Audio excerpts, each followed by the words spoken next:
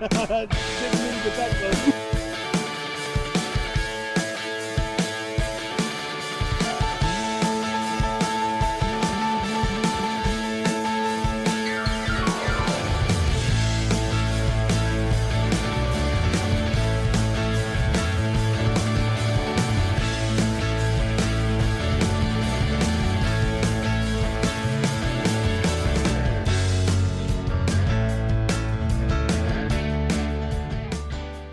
Howdy everybody, and welcome back to RC Restomod. I know, it's been a while. Basically, I'm giving myself a reboot. Gotten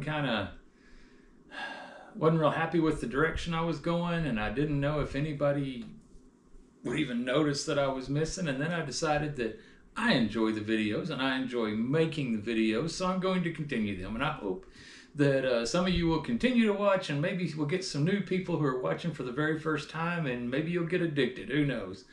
All right, in the meantime, I'm sure some people out there, maybe one or two, are wondering just what the heck is Jim been up to. Well, quite a few things. Did some oval racing. Took these two street stocks and ran the West Texas Two-Step Series, which was a 6-race series between the track in San Angelo and the track in Abilene. Somewhat successfully even, 3rd place. Quick story, the night of the last race, I had this car up in Abilene, and going into Q2, I would turn in, but the wheels wouldn't straighten out. I thought I'd cooked another servo, so my good buddy Stephen Elliott offered up a servo he had, and I swapped it out real quick and hooked it up, and it did exactly the same thing. So then I checked my Mud Boss, which was another car on the same transmitter, did the same thing. My transmitter died. The guy, I was tied with another gentleman for second place going into the last race, and I walked over to him and said, "Well, Jacob, congratulations on second place." And he said, "What's up?" And I said, "Man, my transmitter's dead." He showed up just at my pit just a second later, set a receiver down and said, "Put that in it. I'm not going to win that way."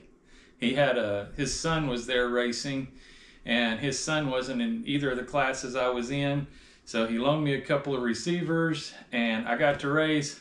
He still beat me. I finished in 3rd, but I did get to race. But what a stand-up thing to do. Jacob Wright from Lubbock, Texas is a stand-up dude and a friend of mine. All right, what else have I been up to? I also raced my Mud Boss in the series with a even level of performance. I'm actually less proud of this because there weren't anywhere near as many cars in Mud Boss, so it's not that as big of an accomplishment as the street stock was, but still, your boy won some hardware. I had also bought a crawler from John King. It's an Axial SCX10 Pro. Pretty good crawler, but everybody knew it as John's crawler, so I made a few changes. This is what it looked like when I bought it.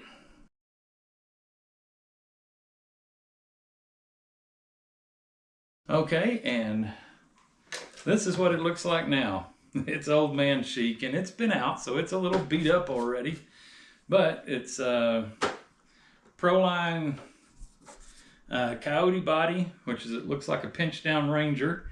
And I went with the old man painted Steelies for my bead locks.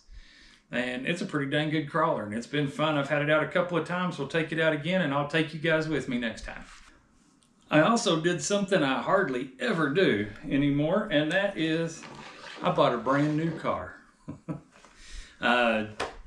Jacob, the guy from the Bad Transmitter Story, has a track in Lubbock where they race these on carpet, and pretty soon I'm going to work out a time where I can go up to Lubbock and race with those guys on carpet with my little Losi NASCAR. Some people might ask why I chose Blaney's car, and the reason I chose Blaney's car is because it was the Ford that was in stock at the hobby shop I was at. So nothing any more significant than that. And the other thing I've been up to is I lost more days than I care to mention to going through each and every piece of RC equipment that I have, sorting it, organizing it, get it where I could find it instead of having to dig through piles every time I work on anything. That was a big chore, but it's done now and it's really easy to find my junk and I'm happy about it. Okay, I also made another used RC purchase from John King, and it was this ugly slow boat. If you'll remember, I promised goodness in my last video way back when, and it looked a lot like this.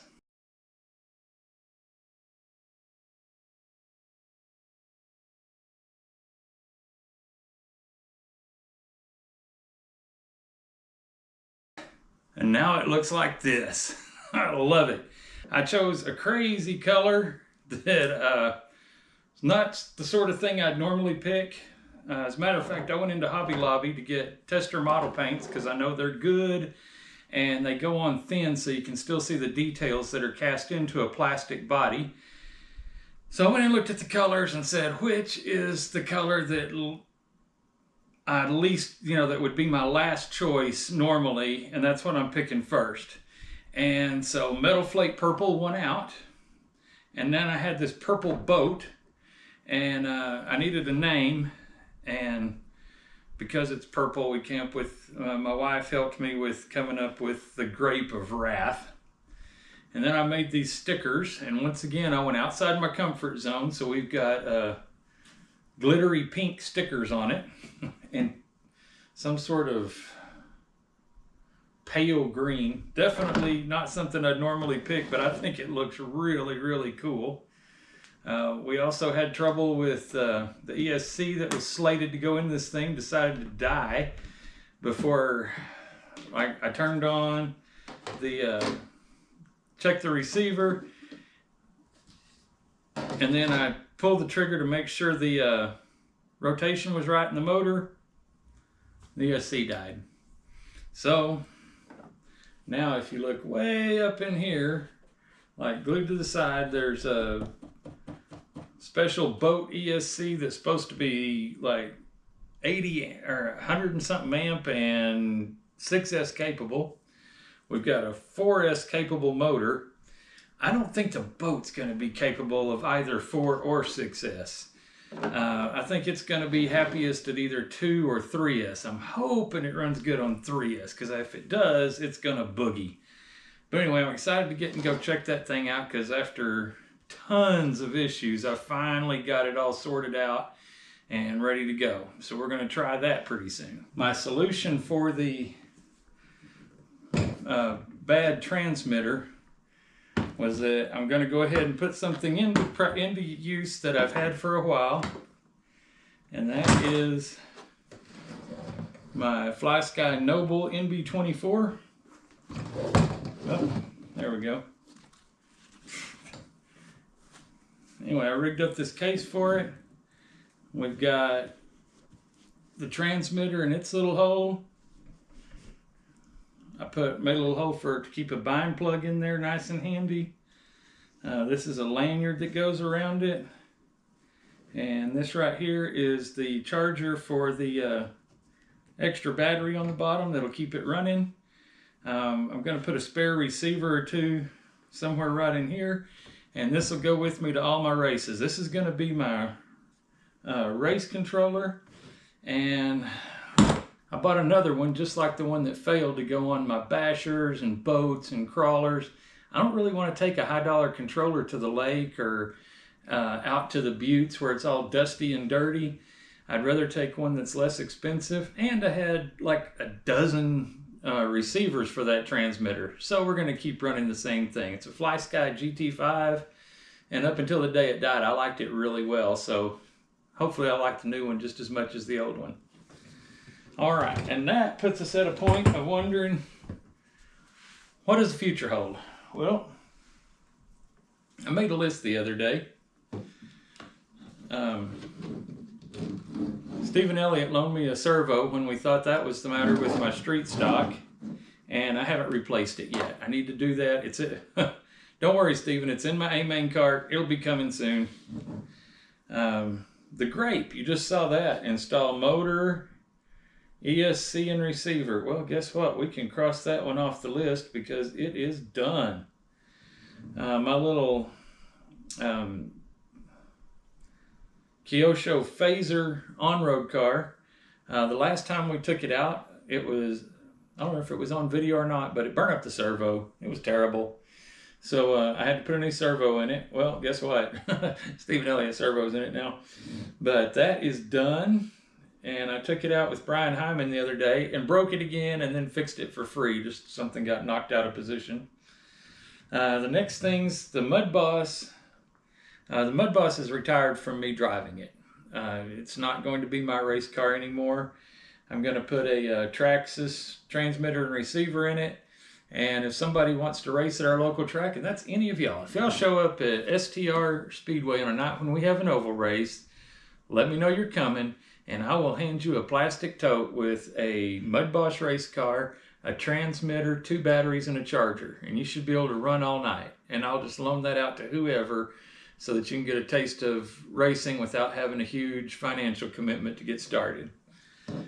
We haven't done that yet, so we're going to leave it there. The Slash Superstock, which that was the oval race car from early on. It has gotten dusty waiting its turn. And the main reason for that is that when I take 3 classes to an oval track race and run them,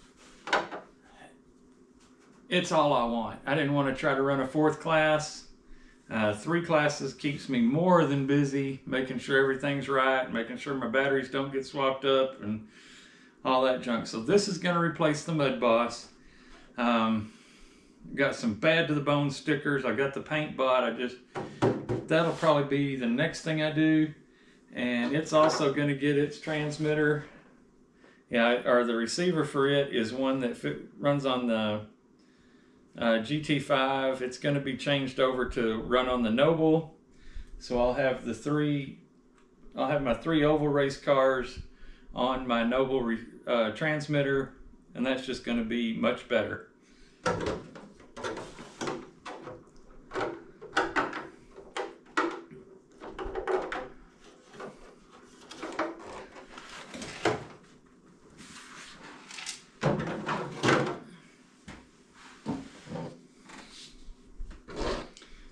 The Travel Street Stock, it's going to get a receiver to run on the Noble as well. And then SCX24 everything. What does that mean? Well, let me show you. Okay, this is what I mean by everything. Recently, A-Main Hobbies had a heck of a sale going on SCX24s with this body and this body only. So I picked it up because I wanted to have any parts that go in this build to be new. I've got a body, which is another Coyote, just like the Big Crawler has, except in a smaller scale. And I've got paints for it, so it's going to be painted just like the big truck. I've got beadlocks that are painted white Steelies to match the big truck. Got some new tires that should be stickier than the ones it came with. I have, if you happen to look way back, we did some mini crawling at the Texas Crawl Fest, and Wes Hancock let me use his replica of Matt's Off-Road Recovery's Banana, and then he did some revamping on that, turned it into I don't know what, but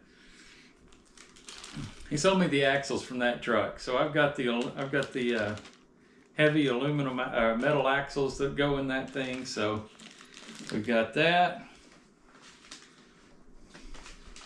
and I also have a kit from Muse Racing, I'm not certain how you pronounce it, but this has carbon fiber frame rails, it's got stainless steel links, it's got body mounts to where the new Lexan body is going to be magnetically mounted to it. It's going to be pretty cool. It's going to be pretty well a 124 scale comp crawler. I'm excited to give that a shot.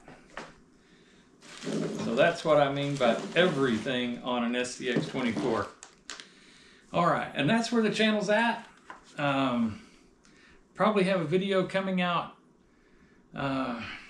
very soon that's going to show just going through my list there and knocking it off. I think I can do the first 3 things in one video. Won't show you a whole lot of the paint. I'll just show you what it looks like when it's done, and it's going to be awesome. And then we'll do a quick build video on the SCX24 where I'll show you anything that turned out to be really hard, because this big thing of kit has no instructions. So we're probably going to have to be going to the internet and figuring out some stuff. But I'm really excited to see what this thing's going to be like. So that's where we're at. That's where we're going. Thanks for watching. Please like and subscribe, and drop me a comment. Even if that comment happens to be "you suck," I'd love to have a comment or two. Anyway, we'll catch you next time on RC Restomod.